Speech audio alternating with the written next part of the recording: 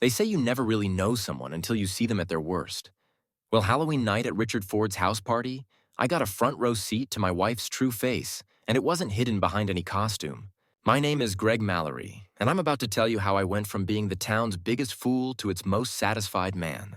But first, let me paint you a picture of that night because everything that followed started with a Catwoman, a Tarzan, and one husband who finally stopped pretending he didn't see what was right in front of him. Richard's living room was packed with the usual suspects from our small New England town. Teachers, factory workers, shop owners, all dressed up like kids again for one night. The decorations were typical suburban Halloween. Plastic skeletons, fake cobwebs, and a fog machine that made everything look like a low-budget horror movie. Which, looking back, was pretty fitting. I stood near the punch bowl, nursing a beer and watching my wife Alicia work the room in her skin-tight black leather Catwoman outfit. And I mean work it.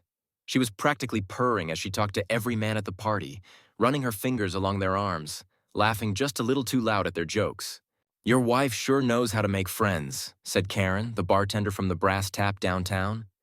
She was dressed as a pirate, complete with a plastic sword that she kept tapping against her leg. "Yeah, she's real social," I muttered, taking another swig of my beer. The bitter taste matched my mood perfectly. That's when I saw him. Dominic Torres, Dom to his friends, which apparently now included my wife. He was dressed as Tarzan naturally, because subtlety had never been Dom's strong suit. All fake leopard print and flexed muscles, like he was auditioning for a community theater production that nobody wanted to see. Dom worked at the textile factory on the other side of town, same place where my wife's best friend Susie's husband worked. Susie was there too, dressed as Wonder Woman, standing next to Dom like she was guarding him. Or maybe guarding something else. "Greg!" Richard Ford appeared at my elbow, slightly drunk and overly cheerful.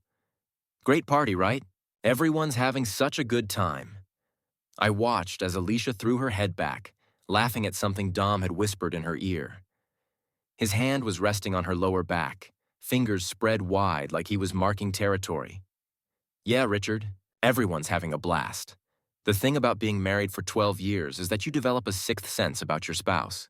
You know their real laugh from their fake one. You know when they're being genuinely friendly versus when they're flirting. And you definitely know when they're doing things they shouldn't be doing.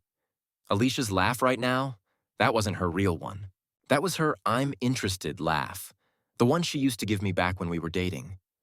The one I hadn't heard directed at me in about 3 years. "I'm going to get some air," I told Richard, but he was already distracted by someone else's conversation.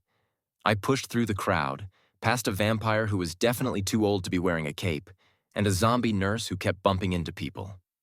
The back porch was quieter, just a few smokers and a couple making out by the railing. Through the sliding glass door, I could still see inside. Alicia and Dom had moved to a corner near the kitchen, and they were standing closer now. Too close. Susie was right there with them, but instead of looking uncomfortable, she seemed to be encouraging whatever was happening. That's when Dom's hand moved from Alicia's back to her hip, and she didn't step away. She leaned into it. My beer bottle cracked in my grip. Not broke, just cracked, but the sound was loud enough that the couple by the railing stopped kissing and looked at me. "You okay, buddy?" the guy asked. "Perfect," I said through gritted teeth. "Just perfect." I went back inside, moving through the party like a man with a purpose. The music was louder now, some Halloween remix that made everything feel like a nightmare. People were drunker, sloppier, more honest about who they really were under their costumes. I found them in the kitchen. Alicia was leaning against the counter, Dom standing in front of her with one hand on the granite beside her head. Susie was mixing drinks, but her eyes were on them and she was smiling. "Having fun?" I asked, loud enough to be heard over the music. Alicia jumped like I'd caught her stealing. Dom turned around slowly, that cocky grin still plastered on his face. "Hey, Greg, great party, right?"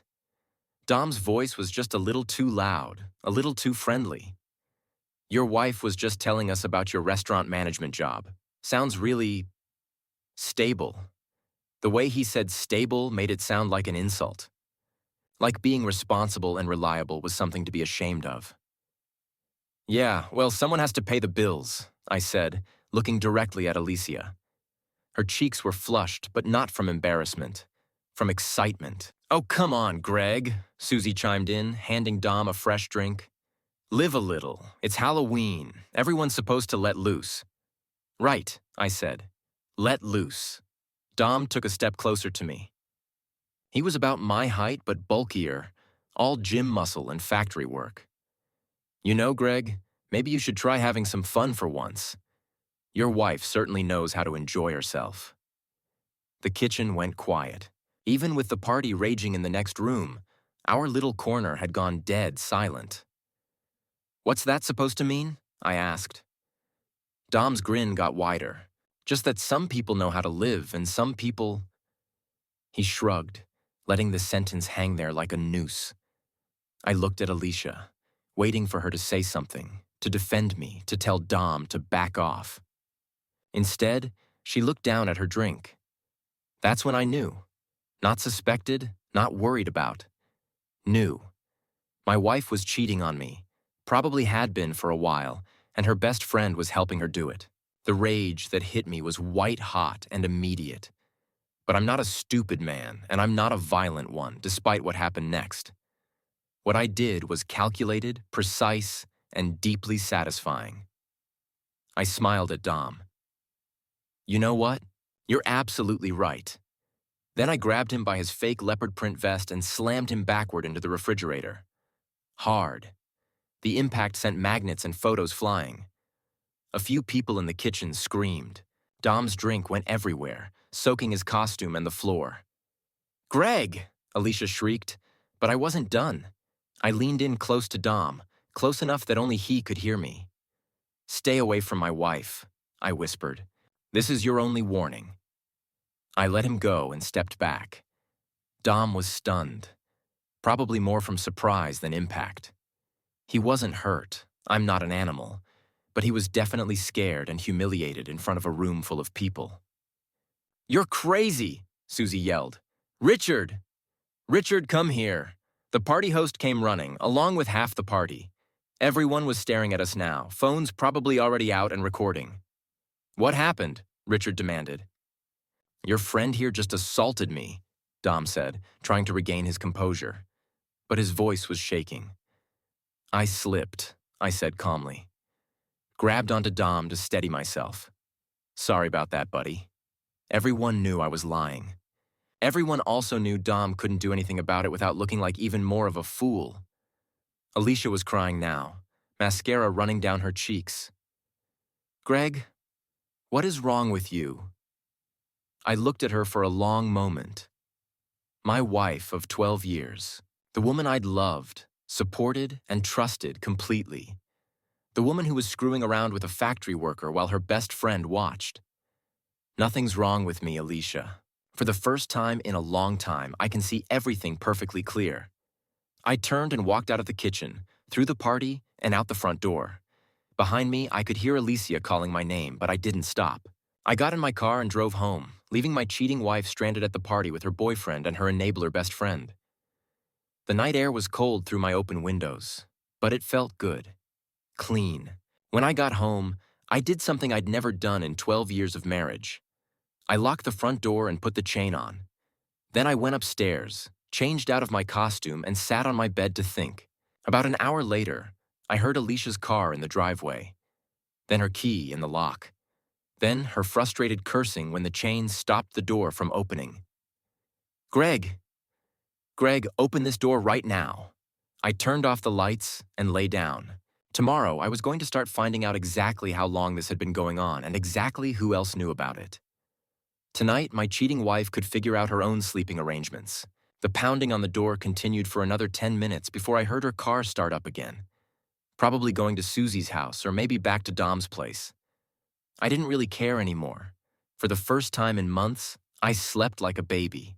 I woke up the next morning with the kind of clarity that only comes after you stop lying to yourself. The house was quiet. Too quiet. Alicia's car wasn't in the driveway, and her side of the bed hadn't been slept in. Good. I made coffee and sat at the kitchen table, looking out at our small backyard. 12 years of marriage, and I was finally seeing everything clearly. The late nights at work, the new gym membership she'd gotten 6 months ago, the way she'd started dressing differently, buying clothes that were just a little too young, a little too tight, the way she'd stopped looking at me like she used to. My phone buzzed. A text from Alicia. "We need to talk. I'm coming over." I texted back. "Door's locked. We can talk when I'm ready." 3 dots appeared, then disappeared, then appeared again. Finally, "This is ridiculous, Greg." I turned off my phone. The thing about living in a small town is that everyone knows everyone else's business, usually before you know it yourself. I'd been so focused on work, on being the responsible husband, that I'd missed all the signs that apparently half the town had seen. Time to start paying attention. I showered, got dressed, and decided to take a walk around the neighborhood. It was a crisp November morning, the kind where you can smell winter coming. Halloween decorations were still up in most yards, looking sad and deflated in the daylight. I was 3 houses down when Mrs. Zimmer flagged me down from her front porch. She was about 70, retired, and knew everything that happened on our street. "Greg, dear, how are you doing?" "I'm fine, Mrs. Zimmer. How are you?" She looked around conspiratorially, then motioned me closer. "I hope you don't mind me saying, but I've been worried about you." "Worried? Why?" "Well," she hesitated, then seemed to make a decision. "That friend of yours has been coming around quite a bit when you're at work." "The one with the red pickup truck." Dom drove a red pickup truck. "How often?" I asked, keeping my voice casual. "Oh, at least twice a week for the past few months. Always on the days when Alicia calls in sick, you know? I thought maybe he was helping with yard work or something, but..." She trailed off. "But what?" "Well, they never seemed to be doing any yard work, and his truck would be there for hours." I felt that white-hot rage again, but I pushed it down. Getting angry wouldn't help me now. I needed information.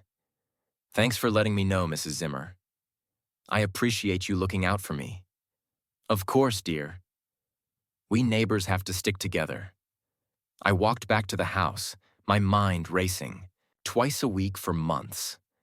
That meant this wasn't some recent thing, some Halloween party flirtation that got out of hand.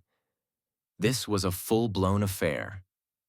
When I got home, Alicia's car was in the driveway. She was sitting on the front steps, still wearing yesterday's Catwoman outfit but with a jacket over it. She looked tired and hungover. "We need to talk," she said as I approached. "Now we do?" "Greg, please." Last night it wasn't what it looked like. I unlocked the front door and went inside. She followed me. "What did it look like, Alicia?" She sat down on our couch, the same couch we'd picked out together when we first bought the house. "You embarrassed me in front of everyone. Dom didn't deserve that." "Dom didn't deserve that," I repeated. Interesting choice of words. What's that supposed to mean? I went to the kitchen and poured myself another cup of coffee. Through the window, I could see Mrs. Zimmer watering her plants and pretending not to watch our house. "How long?" I asked. "How long what?" "How long have you been sleeping with him?" The silence stretched between us like a chasm. I turned around to look at her, and I saw the exact moment she decided to stop pretending. "It's not what you think," she said finally. "So you are sleeping with him." "It's complicated, Greg." I laughed, but there was no humor in it. "No, Alicia, it's really not complicated at all. You're married to me, and you're having sex with someone else. That's about as simple as it gets." She started crying then, but they weren't real tears. They were the kind of tears she used when she wanted to get out of trouble, the kind she'd used when I caught her spending money we didn't have, or when she'd forgotten something important. "You don't understand," she said.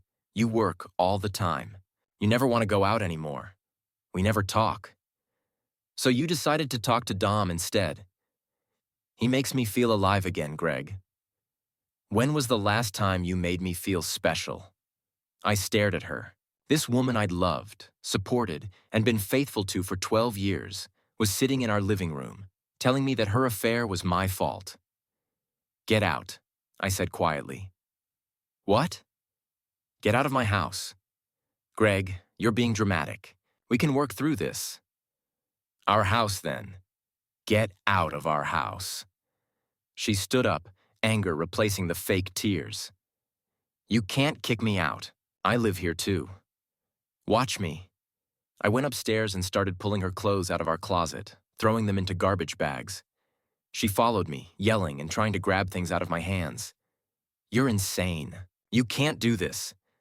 I'm not doing anything except helping you pack. You obviously don't want to be here, so I'm making it easier for you. I never said I wanted to leave. I stopped and looked at her.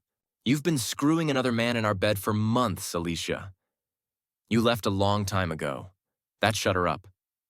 I finished packing her things and carried the bags downstairs. She followed, still protesting, but with less conviction now. Where am I supposed to go? I don't know. Susie's place? Dom's place? I really don't care anymore. I opened the front door and set her bags on the porch. I'll have divorce papers drawn up this week. Divorce? She looked genuinely shocked. Greg, you're overreacting. People work through these things. No, Alicia. People work through forgetting to take out the trash or disagreeing about money. They don't work through affairs. She was quiet for a moment, then her expression changed. Got harder. Fine, she said. But don't think you're going to get everything. I'm entitled to half of whatever you have, including that pension from your restaurant job. And there it was, the real Alicia, the one who'd been hiding behind the tears and the excuses, the one who was already calculating what she could take from me. We'll see about that, I said. After she left, I sat in my quiet house and thought about my next move. I wasn't going to roll over and let her take half of everything I'd worked for just because she couldn't keep her legs closed. But I also wasn't going to do anything stupid or illegal. I was going to be smart about this, strategic. I called my old friend Nate, who I'd known since high school. He answered on the second ring. Greg, how's it going, man? Not great, actually. I need some advice. What's going on? I told him everything. The party, the affair, Alicia's demands about the pension. Nate listened without interrupting. Damn, brother. I'm sorry, that's rough. Yeah, well, it is what it is. The question is, what do I do now? You want my honest advice? Always. Don't get mad. Get even. But be smart about it. What do you mean? I mean there are ways to protect yourself and make sure she doesn't walk away with everything. But you have to be careful. No doing anything that could come back to bite you in court. I'm listening. First thing, document everything. Get evidence of the affair. Second thing, protect your assets. Third thing, make sure everyone knows what kind of person she really is. How do I do that? Nate chuckled. Leave that to me. I know people, and people in this town love to talk. After I hung up with Nate, I felt better. I had a plan, or at least the beginning of one. Alicia thought she could cheat on me and then take half of everything I'd worked for. She thought I was just going to roll over and let her walk all over me. She was about to find out how wrong she was. That evening, I drove to the Brass Tap, the local dive bar where everyone went to drink and gossip. Karen was working as usual. She was about my age, divorced, and had always been friendly to me. Hey, Greg, she said as I sat down at the bar. Heard you had some excitement at Richard's party last night. Word traveled fast in a small town. Yeah, something like that. Can I get a beer? She poured me a draft and leaned against the bar. Want to talk about it? Not much to say. Found out my wife's been cheating on me. Karen winced. Ouch. I'm sorry, man. That sucks. It is what it is. With Dom Torres, right? I looked up sharply. How did you know that? Honey, everyone knows. They've been coming in here together for months. Always sit in the back corner. Always leave together. We all figured you knew and just didn't care. The humiliation hit me like a physical blow. Everyone knew. The entire town had been watching my wife cheat on me, and they all assumed I was either too stupid to notice or too weak to do anything about it. Well, I said, taking a long drink of my beer, I care now. Karen studied my face. What are you going to do? I'm going to make sure everyone knows exactly what kind of people they are. Be careful, Greg. Don't do anything stupid. Oh, I won't do anything stupid, I said. But I might do something creative. I finished my beer and left the bar, but not before I'd heard enough gossip to know that Dom and Alicia weren't being as discreet as they thought. Half the town had seen them together at various places, restaurants, the mall, even the movie theater. My wife and her boyfriend had been flaunting their affair right under my nose, and everyone knew about it except me. That was about to change. The next morning, I woke up with a plan. It was elegant, legal, and would hit Alicia exactly where it would hurt her the most, her wallet and her pride. I'd spent 12 years working as a district manager for a restaurant chain, building up a decent pension and retirement account. Alicia had always talked about that money like it was hers too, even though she'd never contributed a dime to it. Yesterday, she'd made it clear that she considered it rightfully hers. Time to show her how wrong she was. I drove to the corporate office and asked to speak with Janet in Human Resources. Janet was a no-nonsense woman in her 50s who'd always been helpful when I'd had questions about benefits or policy changes. Greg, good to see you. What can I do for you? I need to update my beneficiary information. She pulled up my file on her computer. Okay, what changes do you want to make? I want to remove my wife as primary beneficiary and replace her with my granddaughter. Janet looked up from her screen. Your granddaughter? How old is she? 8. I want to set up a trust that she can access when she turns 18. Any particular reason for the change? Personal reasons. Is that going to be a problem? Not at all. It's your pension. You can designate whoever you want as beneficiary. She started typing. I'll need your granddaughter's full name and social security number. I gave her the information. My daughter lived in California with her husband and my granddaughter Emma. Emma was a bright kid who loved to read and wanted to be a veterinarian when she grew up. She deserved that money more than my cheating wife did. There, Janet said after a few minutes of typing. All done? Your wife will receive a notification that she's no longer listed as beneficiary, and the new paperwork will be mailed to your home address. When will she get the notification? Should be in today's mail. Perfect. I thanked Janet and drove home, feeling better than I had in days. Alicia thought she could cheat on me and then claim half of everything I'd worked for. She was about to learn that actions have consequences. I spent the rest of the morning cleaning the house and doing laundry. All the things Alicia used to do when she wasn't busy screwing around with Dom. It felt good to take control of my own space again. Around noon, my phone started ringing. Alicia. What the hell did you do? She screamed before I could even say hello. Good afternoon to you too, Alicia. Don't play games with me, Greg. I just got a letter from your company saying I'm no longer your beneficiary. What did you do? I updated my beneficiary information. It's my pension, Alicia. I can leave it to whoever I want. You can't do this. That money is mine too. Actually, it's not. It's my pension from my job. The job I've been working for 12 years while you've been playing house with Dom? There was silence on the other end of the line. Who did you name instead? She asked finally. Emma. Emma? Your granddaughter? She's 8 years old. She'll be 18 when she can access it. And she'll use it for college, not to fund her affair with some factory worker. You bastard, you can't cut me out like this. I just did. I'll fight this. I'll get a lawyer. Good luck with that. The pension is in my name, from my job, and I have every legal right to designate my beneficiary, especially when my current wife is cheating on me. She hung up on me. 20 minutes later, she called back. Greg, let's be reasonable about this. I'm being perfectly reasonable. Look, I know you're hurt about Dom, but... Hurt?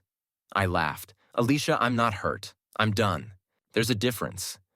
We can work through this. Couples do it all the time. No, we can't. And no, we won't. What do you want from me? You want me to beg? Fine, I'm begging. Please don't do this. I want you to sign the divorce papers when they arrive and move on with your life. With Dom, with whoever. I don't care anymore. And if I don't, then we'll go to court, and everyone will hear about your affair. Every detail. Every time Dom's truck was in our driveway while I was at work. Every time you two were seen together around town. Every text message and every lie. Another long silence. You wouldn't? Try me. She hung up again. I made myself a sandwich and sat down to eat lunch in my quiet, peaceful house. For the first time in months, I wasn't wondering where Alicia was or what she was doing. I didn't care. Around 3 o'clock, there was a knock at my door. I looked through the peephole and saw Susie standing on my porch, looking agitated. I opened the door but didn't invite her in. "We need to talk," she said. "Do we?" "Alicia is my best friend, Greg. She's devastated." "Is she?" "That's interesting, because she didn't seem devastated when she was screwing Dom in my bed." Susie flinched. "Look, I know you're angry. I'm not angry, Susie. I'm done. There's a difference. She made a mistake. People make mistakes. A mistake is forgetting to pick up milk at the store. An affair is a choice. Multiple choices, made over and over again for months. She loves you, Greg." I stared at her. "Did you know?" "What? Did you know about the affair?" Susie looked down at her feet, and that told me everything I needed to know. You did know. You knew, and you helped her hide it. It's not that simple. It's exactly that simple. My wife was cheating on me, and her best friend was helping her do it. Both of you can go to hell. I started to close the door, but Susie put her hand up to stop it. "Greg, please, don't destroy your marriage over this." "I didn't destroy my marriage, Susie. Alicia did, the moment she decided to sleep with someone else." "What about the pension?" "That's not fair to her." "Fair?" I laughed. "You want to talk about fair? Was it fair for her to cheat on me? Was it fair for you to help her? Was it fair for the entire town to know about it except me?" "That's different." "No, it's not. Alicia made her choices. Now she gets to live with the consequences."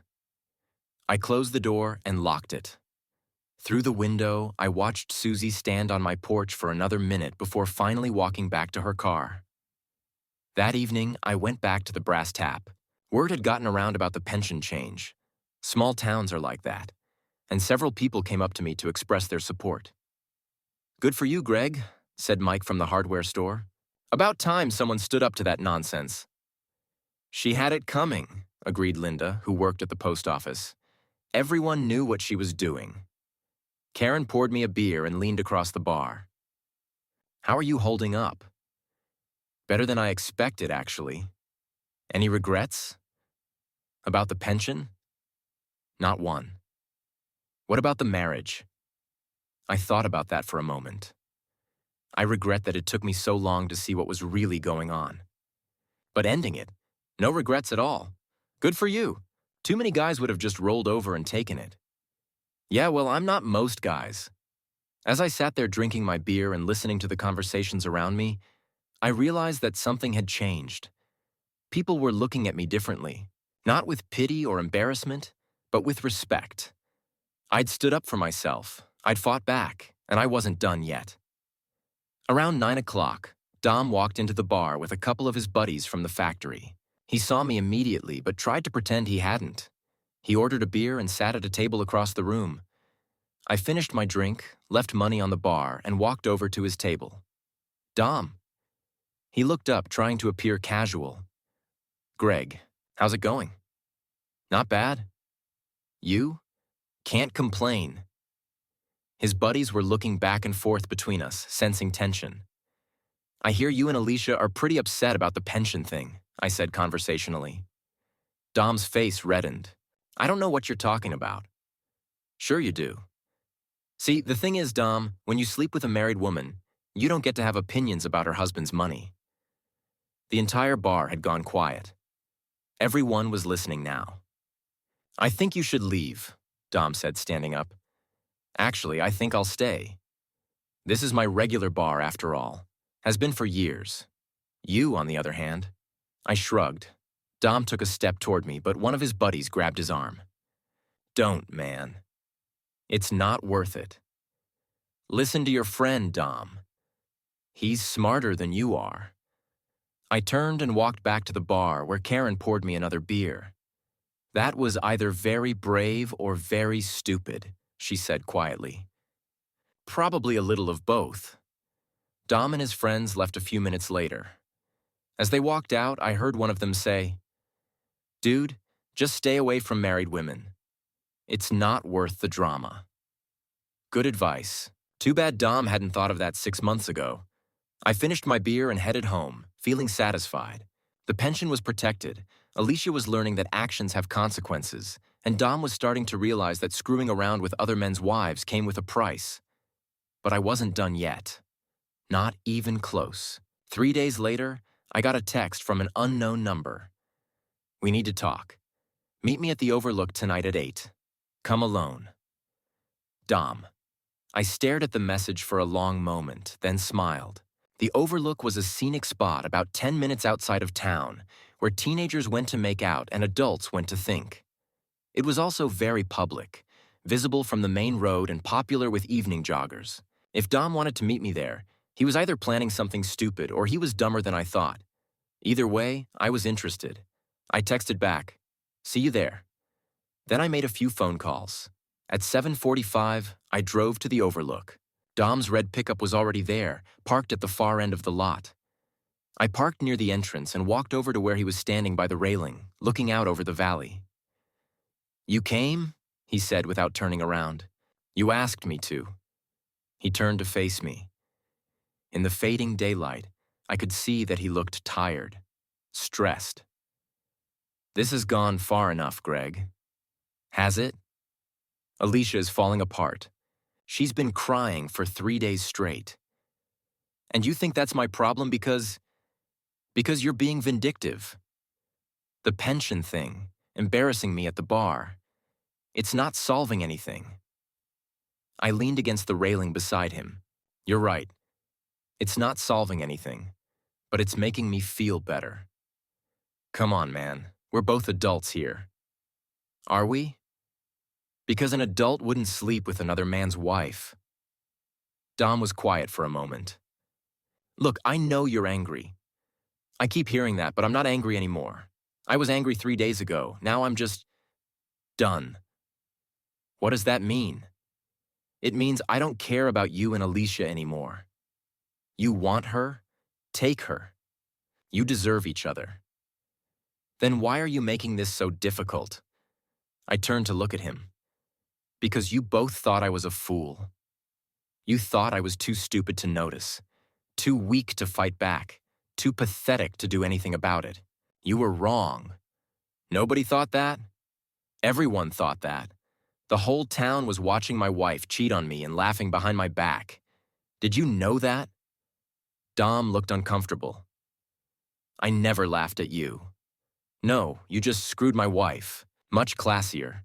That's when I heard the cars pulling into the parking lot, right on schedule. Dom heard them too and turned around. 3 cars had arrived almost simultaneously. Richard and Nikki Ford in their sedan, Karen from the bar in her Honda, and Nate with his girlfriend in his truck. "What's going on?" Dom asked, suddenly nervous. "Nothing much, just some friends coming to enjoy the sunset." Richard and the others got out of their cars and walked over to us, chatting casually among themselves like they just happened to run into each other. "Hey, Greg," Richard called out. "Fancy meeting you here?" "Small world," I replied. Dom was looking back and forth between me and the new arrivals, clearly realizing he'd been set up. "This is bullshit," he muttered. "What's bullshit?" Karen asked sweetly. "We're just enjoying the view." "Yeah," Nate added. "Beautiful evening for it." Dom started walking toward his truck, but I called after him. "Leaving so soon?" "I thought you wanted to talk." He stopped and turned back, his face red with anger and embarrassment. "You think you're real smart, don't you? Smarter than you, apparently. This doesn't change anything. Alicia and you, what?" I interrupted. "Are in love? Going to run away together? Start a new life? Maybe we are, I laughed. Dom, you're a factory worker who lives in a trailer park. Alicia likes nice things, expensive restaurants, vacations. How exactly are you planning to provide that for her? I do fine. Do you? Because from what I hear, you're behind on your truck payments and you owe money to half the guys at the factory. Dom's face went white. How do you know that? Small town, Dom. People talk. That's when the fourth car arrived. Susie's car, with both Susie and Alicia inside. Oh, this is getting interesting, Karen murmured. Alicia got out of the passenger side and marched over to us, Susie trailing behind her, looking uncomfortable. What is this? Alicia demanded, looking around at all the people. Just a friendly conversation, I said. With an audience? Well, you and Dom never seemed to mind an audience before. Half the town's been watching you two for months. Alicia's face flushed. That's not the same thing. Isn't it? Dom put his arm around Alicia's shoulders in what I assumed was meant to be a protective gesture. Come on, babe. Let's get out of here. Babe? I repeated. How romantic. Is that what you called her when you were in my bed? Greg, Alicia gasped. What? Too personal? Because I think sleeping with my wife is pretty personal too. Richard cleared his throat. Maybe we should all just calm down. I am calm, I said. I'm the calmest I've been in months. That's when Susie stepped forward, and everything changed. Actually, she said, her voice shaking slightly, there's something everyone should know. We all turned to look at her. Alicia's face went pale. Susie, don't, Alicia warned. No, Alicia. I'm tired of keeping your secrets. What secrets? Dom asked. Susie looked directly at him. She's been cheating on you, too. The silence that followed was deafening. Dom stared at Susie, then at Alicia, then back at Susie. What are you talking about? He asked slowly. Tell him, Alicia, Susie said. Tell him about Mike from the gym. Tell him about the guy from her office. Tell him about… Shut up, Alicia screamed. Just shut up. But Susie wasn't done. You think you're special, Dom? You're just one of several. She's been playing all of you. Dom dropped his arm from around Alicia and took a step back. Is that true? Alicia was crying now, real tears this time. It's not what it sounds like. Is it true? Dom repeated, his voice getting louder. Dom, please. He turned away from her and walked toward his truck. Alicia followed him, grabbing at his arm. Don't walk away from me. Get away from me, Dom said, shaking her off. Just get away from me. Dom, wait. Let me explain. But Dom was already in his truck, starting the engine. He backed out of the parking space so fast that Alicia had to jump out of the way. We all watched as his taillights disappeared down the road. Alicia turned back to face us, mascara running down her cheeks, her hair disheveled from chasing after Dom. Are you happy now? She asked me. Is this what you wanted? Actually, I said. Yeah, pretty much. She looked around at the group of people who had just witnessed her humiliation. You're all pathetic. Standing around watching someone else's pain like it's entertainment. Nobody made you cheat, Alicia, Karen said quietly. That was your choice. And nobody made you lie about it for months, Richard added. And nobody made you try to take half of Greg's pension after betraying him, Nate finished. Alicia looked at each of them, then at me. This isn't over, Greg. Yeah, it is, I said. It's been over for a long time. I just finally caught up. She turned and walked back to Susie's car, but Susie wasn't following her. Susie, Alicia called. Come on. No, Susie said. I'm done covering for you. Find your own ride. Alicia stared at her former best friend in shock. You're abandoning me too? I'm not abandoning you. I'm just tired of being part of your lies. Alicia looked around the group one more time, as if hoping someone would come to her defense. No one did. Finally, she pulled out her phone and called a taxi. While we waited for it to arrive, no one spoke. The sun had finished setting, and the first stars were beginning to appear. It would have been peaceful if not for the tension. When the taxi finally arrived, Alicia got in without saying another word to any of us. We watched it drive away, carrying my cheating wife back to whatever life she was going to build without me. Well, Richard said finally, that was something. Yeah, I agreed. It was. Karen came over and put her hand on my shoulder. You okay? I'm perfect, I said, and meant it. For the first time in months, I felt free. 2 weeks later at the brass tap, life felt quiet and good. Promotion earned, drama fading. Dom stumbled in drunk and tried to start a fight. I refused. He swung, missed twice, and fell. Karen banned him on the spot while the bar watched in silence. Within days, he was fired, lost his truck, and moved back in with his mother. My divorce finalized without a contest. On live music night, friends toasted my freedom and the band dedicated a song. In the doorway, Alicia appeared, dressed up, eyes hollow, then slipped away. I realized I felt nothing but relief. Driving home, I thought of everyone who'd stood by me and the simple advice that changed everything. Don't rage. Act. I pictured the future I'm building, working hard, getting healthy, saving for Emma's dreams, and maybe a quiet lake trip with Karen. Alicia, Dom, and Susie had all bet on my silence and lost. Actions have consequences. Respect is earned. I locked my door, grateful for a life that finally felt like mine. The lesson was simple and permanent. The best revenge isn't wrecking someone else. It's refusing to be their victim ever again. The end. Don't forget to hit like, subscribe, and turn on the bell so you don't miss the next story. Write in the comments from which city you are watching, or watching, or watching, or watching, or watching, or watching, or watching.